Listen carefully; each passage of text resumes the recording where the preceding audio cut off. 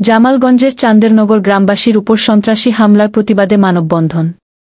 কারেন্টের বাজারে উত্তাল জনসাধারণের দাবি হামলাকারীদের দ্রুত গ্রেফতার ও দৃষ্টান্তমূলক শাস্তি। শাহিন আলম, সুনামগঞ্জ প্রতিনিধি। ছবি চিত্র বিস্তারিত। সুনামগঞ্জের জামালগঞ্জ উপজেলার ভীমখালী ইউনিয়নের চান্দেরনগর গ্রামের ভুক্তভোগী পরিবার ও আশপাশের এলাকার মানুষ মানববন্ধনে অংশ নেন। সম্প্রতি একের পর এক সন্ত্রাসী হামলার প্রতিবাদে এই মানববন্ধনের আয়োজন করা হয়। মানববন্ধনে কুরবান আলী বলেন, গত 2 মাস ধরে আমরা পরিবার পরিজন নিয়ে আতঙ্কে দিন কাটাচ্ছি। সন্ত্রাসীরা এতটাই হিংস্র হয়ে উঠেছে যে গ্রামের মানুষ মুখ খুলতেও ভয় পাচ্ছে।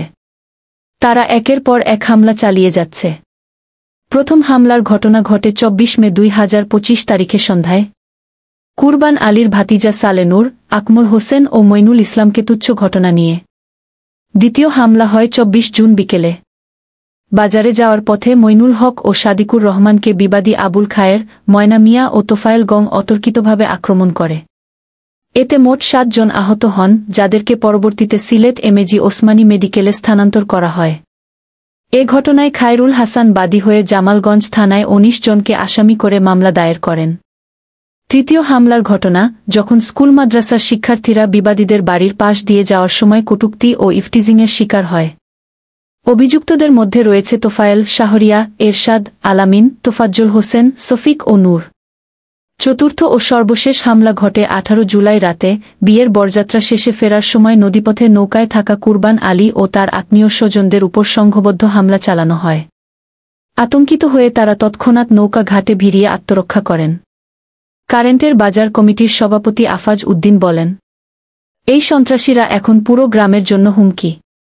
দ্রুত প্রশাসনিক ব্যবস্থা না নিলে পরিস্থিতি ভয়াবহ হতে পারে। ভুক্তভোগী সাদিকুর রহমান বলেন, আমি এখনও ব্যান্ডেজ মাথায় রেখেই বাঁচার চেষ্টা করছি। আইনশৃঙ্খলা বাহিনীর হস্তক্ষেপ ছাড়া আর কোনো পথ নেই। লোকমান আলী বলেন, স্কুলে যেতে মেয়েরা ভয় পাচ্ছে। ইফটিজিং এখন নিত্যদিনের ঘটনা। প্রশাসন যদি ব্যবস্থা না নেয় আমরা রাজপথে নামব। ভীমখালী ইউপি চেয়ারম্যান আক্তারুজ্জামান জানান, আমি একাধিকবার মীমাংসার উদ্যোগ নিয়েছি, কিন্তু আবুল খায়ের, ময়না মিয়া ও তোফায়েল গং সালিশে অংশ নেয়নি। বিষয়টি আমি আইনশৃঙ্খলা কমিটির মিটিংয়ে তুলে ধরেছি এবং প্রশাসনের ঊর্ধ্বতন কর্তৃপক্ষকে ব্যবস্থা গ্রহণের অনুরোধ জানিয়েছি। আসলে এটি আমাদের পক্ষে সম্ভব হচ্ছে না, যার দরুন আমরা আসলে এই বিষয়টাকে নিষ্পত্তি করার কোনো অবস্থাতেই সম্ভব হচ্ছে না। আমরা বারবার চেষ্টা করে যাচ্ছি এবং আমাদের ওসি জামাল মোস্তানাম যখনই আসলে আক্রমণ বা হামলা পাল্টা হামলা যখনই হয় বা যখনই দুর্ঘটনা শুরু হয় তখন আমাদের বিষয়টা অবগত করা হয়। আমরা তখনই আসলে চেষ্টা করি বিষয়টা নিষ্পত্তি করার জন্য। একটি পক্ষের অসহযোগিতার কারণেই আসলে মূলত এটি সম্ভব হচ্ছে না।